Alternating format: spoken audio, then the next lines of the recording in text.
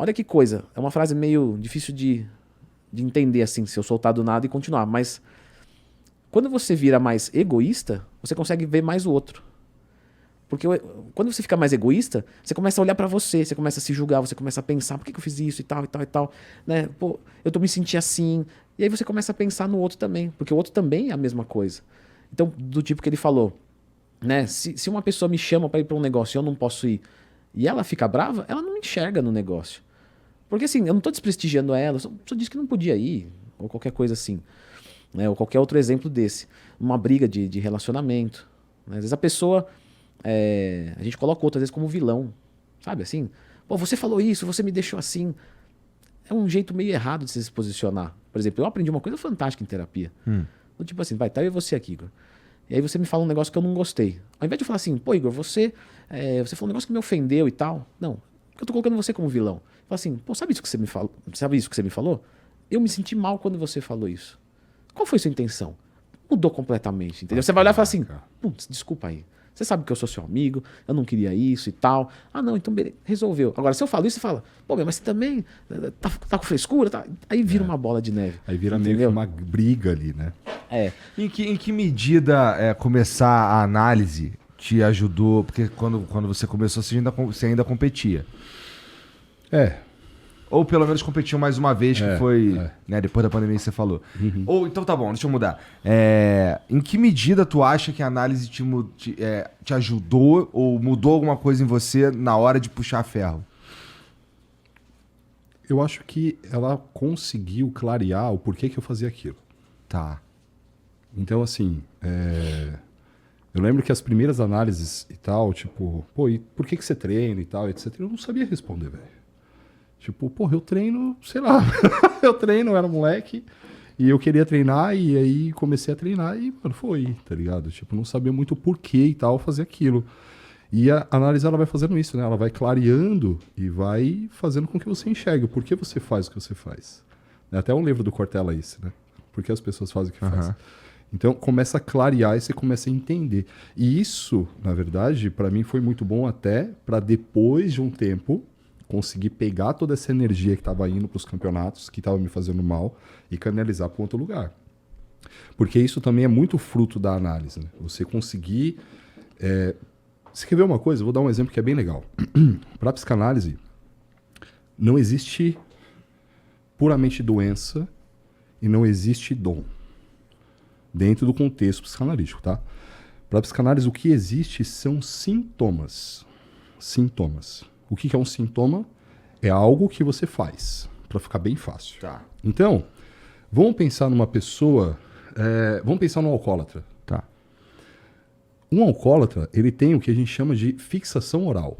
Ou seja, ele sente muito prazer pela boca, ele tem muita energia investida lá, enfim, não vou entrar nisso, mas ele tem necessidade da oralidade. Então, esse alcoólatra, o que ele tem? Ele tem um sintoma que é essa oralidade. E ele canalizou isso pro alcoolismo. Beleza. Esse mesmo cara, com esse mesmo sintoma, ele poderia se tornar um professor. Ele poderia se tornar um cantor. Você entende? Um músico de algum instrumento de sopro. Ele poderia usar toda essa oralidade em outra coisa.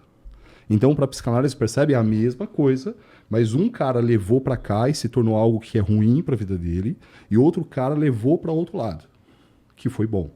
Então, o que eu tinha muito ali? Uma energia muito investida nos campeonatos, etc e tal. Me fazia mal para as pessoas que estavam ao meu redor.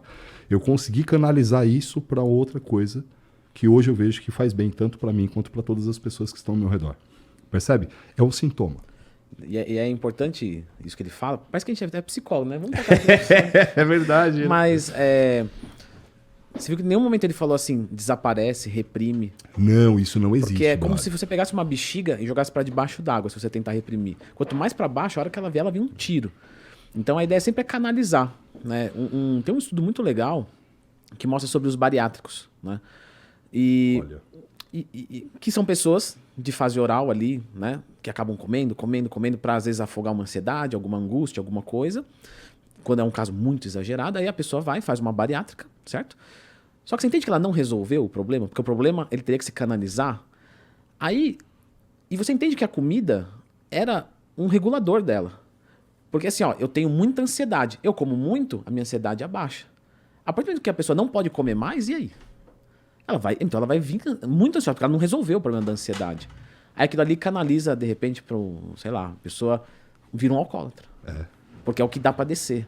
Ou vira um comprador compulsivo. Um comprador compulsivo que você fala, o que tem a ver? O cara antes comia muito e agora ele compra compulsivamente, porque o fundo é a ansiedade. Aí cada um, com a sua vida, né? Vai canalizar para alguma coisa. E é por isso que é legal, você vê, né? Você já conversou com um monte de gente da área da saúde. E eu imagino que você já percebeu isso. Um cara que se preze, ele nunca tá esquartejado. Do tipo assim, não, minha área é essa daqui, ó. Daqui para lá eu não quero saber de nada. Porque não dá para dar um atendimento de qualidade se você não for um pouquinho de cada coisa. Lógico, tem que respeitar. Pô, eu não sou psicólogo, não posso fazer uma terapia com a pessoa. Mas eu tenho que conhecer pelo menos um pouquinho para ter uma percepção e falar, putz, esse caso aqui, o cara não faz dieta. Não é... A fome dele é emocional. Não sou eu que vou resolver. Beleza. Mas eu tenho que indicar ele para alguém. Então a gente tem que conhecer um pouquinho de cada... É igual sei lá, um mecânico, né? Se um mecânico só entender sei lá, de borracha, não tem como. Mas você sabe o que o Twin tá falando é uma parada que assim... eu sempre fui muito ligado em estudar e entender como é que funcionava. E aí quando eu comecei a competir, você mesmo falou, alto rendimento. Ou seja, irmão, o que eu faço para ter o melhor rendimento possível? Legal. Então, eu comecei a estudar e comecei a ver o que funcionava e comecei a aplicar em mim. Começou a funcionar. Falei, caraca, é isso? Então, eu vou compartilhar essa porra com meus alunos. E eu comecei, completamente erroneamente, a aplicar tudo o que a ciência fala que é o melhor nos meus alunos. E depois de muito tempo, irmão, eu comecei a perceber que isso é um grande erro porque são pessoas. Isso. São seres humanos. Isso. E não tem como você pegar um estudo científico que foi feito com um grupo controle e pegar isso e aplicar numa pessoa que, mano, tem uma vida normal, tem filho, tem trabalho, etc. Não funciona. Então, hoje eu olho e eu vejo professor efetivamente, o que ele faz? Primeiro ele analisa o ser humano. Caraca, como que o Laércio trabalha hoje? Tipo, o ser humano é esse. São essas condições. O que eu consigo aproveitar da ciência nele? Como é que eu encaixo nele? Isso. Não é encaixar ele lá. Exato, né? Irmão. É exatamente isso. E é por isso que o ChatGPT nunca vai substituir a gente. Nunca vai. Nunca vai. Pode ficar tranquilo que não vai. Porque ali ele está prescrevendo uma dieta, um treino, qualquer coisa, para um amontoado de músculo e gordura e osso. Mas não é isso. Não a gente não está passando treino para músculo. Não está passando treino para osso, para gordura. A gente está passando treino para pessoa que tem história, que tem medo, que tem desejo, sabe? Então, eventualmente uma certa rejeição à ideia de exercício, também, né? Por que não? E mais do e aí que o isso, que representa esse exercício para ela? E o que representa hoje não representa amanhã, porque ela é um organismo vivo. Então ela está mudando. Então a prescrição de hoje às vezes não serve para amanhã.